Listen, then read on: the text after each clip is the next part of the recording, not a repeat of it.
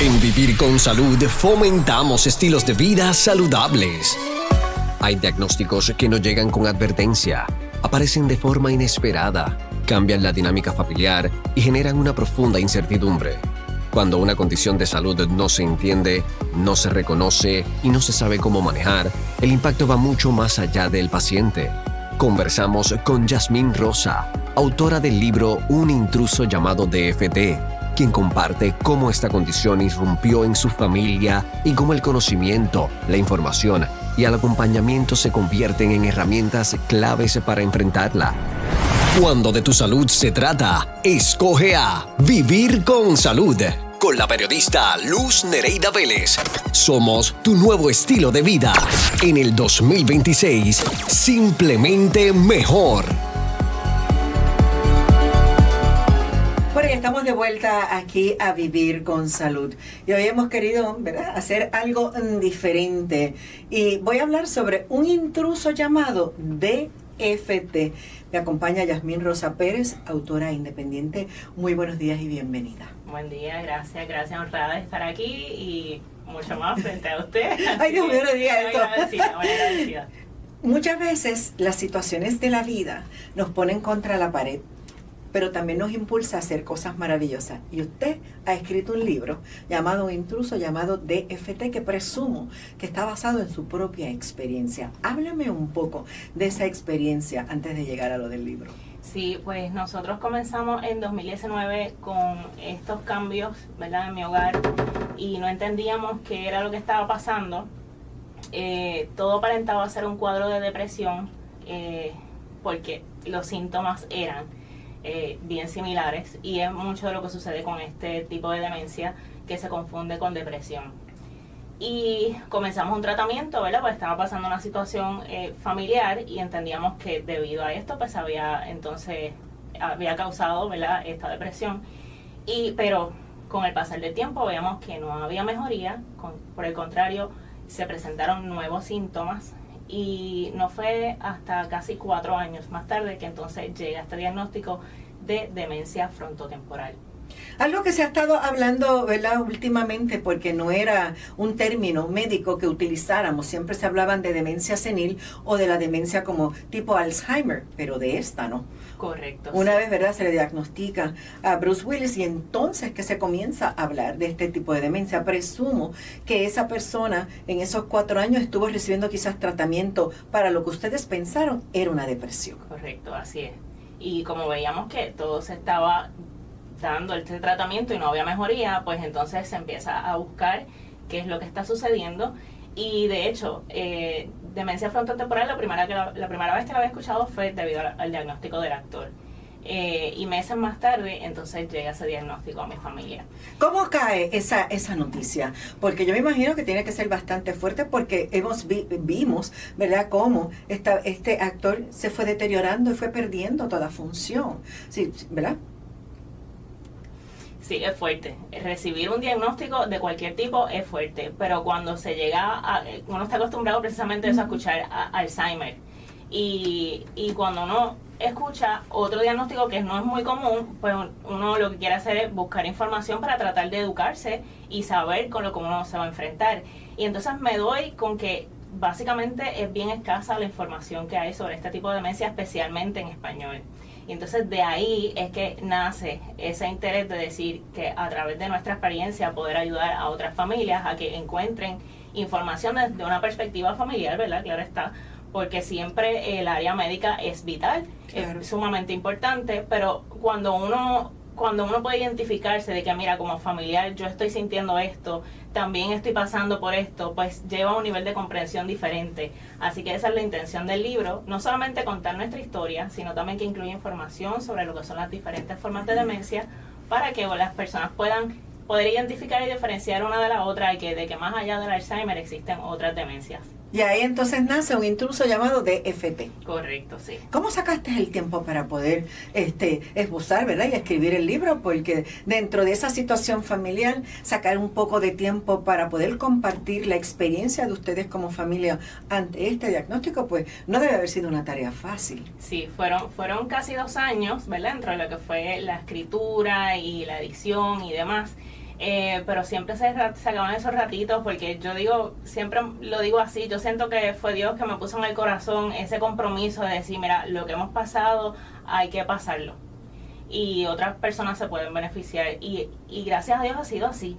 He tenido un recibimiento del libro sorprendentemente bien, de muchas personas que me dicen gracias, me siento tan identificada, sé que no estamos pasando por esta situación solos, y esto me ha llevado más allá, no solamente estudiar todo lo posible para entender todo lo que nos espera, sino también a capacitarme, ¿verdad? A tomar certificaciones que nos ayuden también a prepararnos para dar una mejor atención, y a base de esas capacitaciones también escribí un capítulo que va dedicado al cuidador.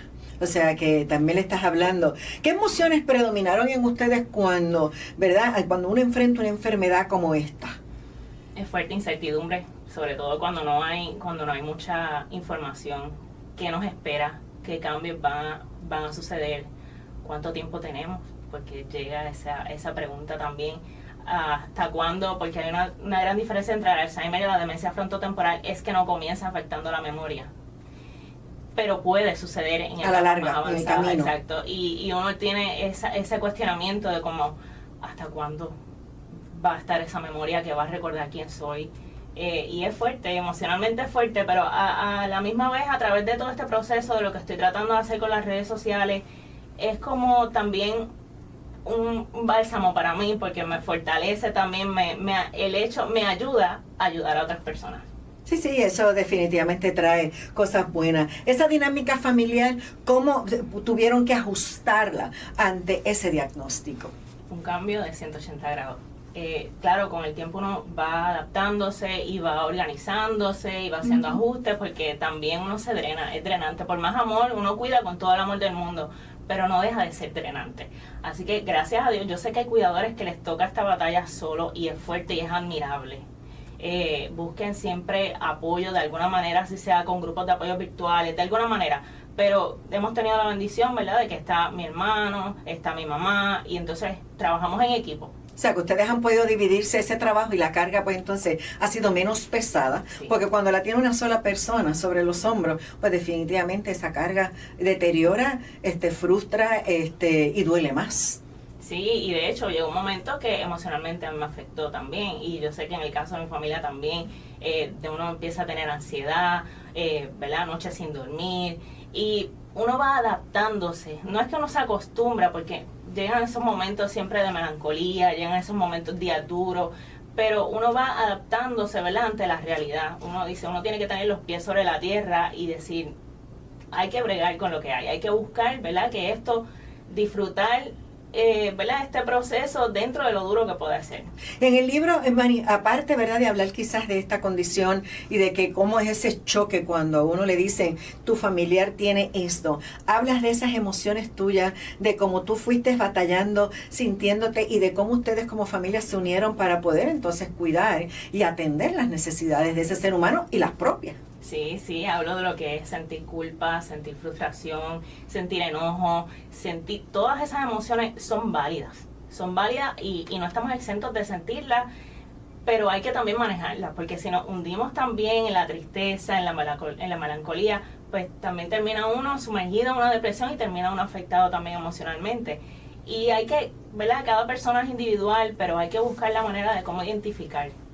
Ok, esto me está afectando demasiado, necesito un respiro. El cuidador tiene una sobrecarga, ¿verdad? El paciente le cambia la vida, pero junto con el paciente de la familia. Y es bien importante tener ese balance para que no nos ahoguemos, porque es fuerte, yo sé que es muy fuerte. Veo que el libro no es demasiado largo, o sea, lo que me imagino que es fácil de leer. ¿Cuántos, verdad, capítulos o divisiones tiene? Tiene 15 capítulos, comienza, ¿verdad?, con nuestra historia. Yo digo, el libro va dirigido a quienes están pasando situaciones similares, pero no va solamente a, ¿verdad?, familiares que tienen pacientes con algún tipo de demencia. También tiene la intención de concientizar, y por eso traté de que la historia fuera una forma dinámica. Tiene sus toques de humor, porque como puertorriqueños, pues sabes que todos tenemos nuestros momentos. No, y esos momentos en donde, claro que sí, claro que los va a ver. Y hay que hacerlo, hay que ver el lado bueno de las cosas siempre, porque si no, todo no puede ser tristeza. Y nos va llevando de cómo fue ese viaje para llegar ahí. los tropiezos que tuvimos, esos momentos de, ¿verdad? de tristeza, cómo fuimos manejando todo eso, entonces hasta que lleva a explicar quién es este intruso y lo que es el intruso de la demencia, y entonces culmina con ese capítulo dirigido al cuidador. Te pregunto, ¿todavía ese familiar está de pie? Sí, estamos todavía en ese proceso. Gracias a Dios, dentro de la condición, ¿verdad? Hemos llegado, porque la demencia frontotemporal no tiene un tratamiento en sí. Uh-huh. Esto es try and error. Y hemos llegado, gracias a Dios, siempre con sus ajustes, pero gracias a los médicos, con los médicos que estamos, a un tratamiento que puede tener una estabilidad, ¿verdad? Porque es más el manejo de los síntomas.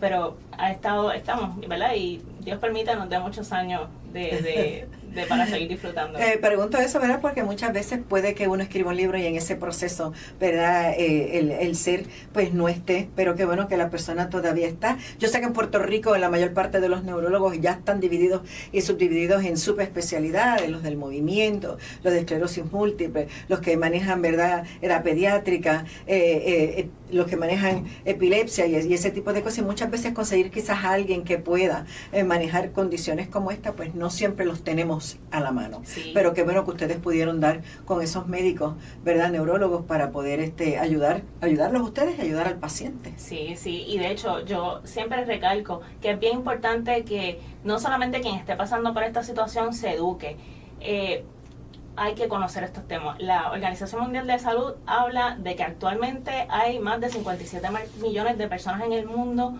con demencia, con alguna demencia, y se espera que para el 2050 esos números casi se tripliquen. O sea que hay una probabilidad bien alta de que nos toque de cerca algún familiar o incluso lamentablemente a nosotros mismos. Así que no solamente hay que conocer por si nos toca ponernos el sombrero de cuidador, sino también para hacer lo que esté en nuestras manos, cuidarnos, buscar qué podemos hacer para tener un estilo de vida saludable y llegar a una adultez y una vejez. Y más cuando en este tipo de demencia pues, hay casos bien jóvenes. Exacto. ¿Cómo la gente puede adquirir el libro?